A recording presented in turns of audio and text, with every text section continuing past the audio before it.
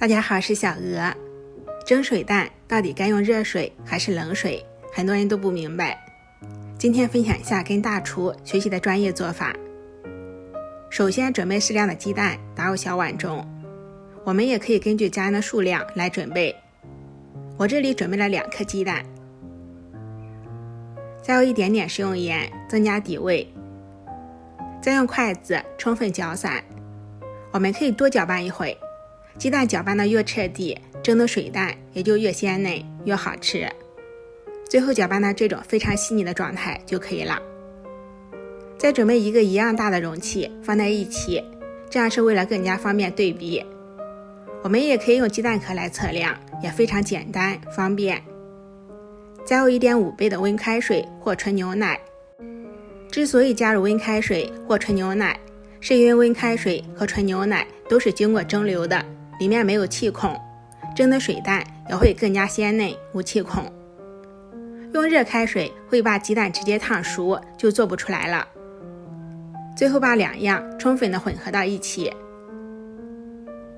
再用滤网过滤一下里面的杂质和气泡，这一步也是为了蒸出来的水蛋更加鲜嫩无气孔。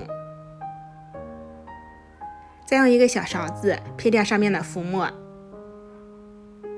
最后盖上保鲜膜，这样可以防止水蒸气滴落。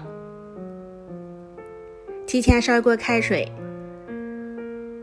水开之后放入鸡蛋液，再盖上盖子，转小火蒸7分钟即可。蒸水蛋一定不要用大火，大火会把鸡蛋蒸开花。趁着这个时间，我们再来切一颗小葱，切好之后装盘备用。7分钟已经到了，我们先关火。这个时候不要着急打开盖子，焖5分钟再揭盖。把鸡蛋给端出来，揭掉保鲜膜，非常简单完美的水蛋就蒸好了。先用刀横着划几道，再竖着划几道，这一步是为了更加方便入味。再加半勺小磨香油，用勺子涂抹均匀。半勺生抽也用勺子涂抹均匀。最后撒上一点点葱花，蒸水蛋就完成了。这样做出来的蒸水蛋滑嫩 Q 弹，而且细腻没有气孔，像豆腐一样入口即化。喜欢的话就收藏、点赞、关注、转发一下吧。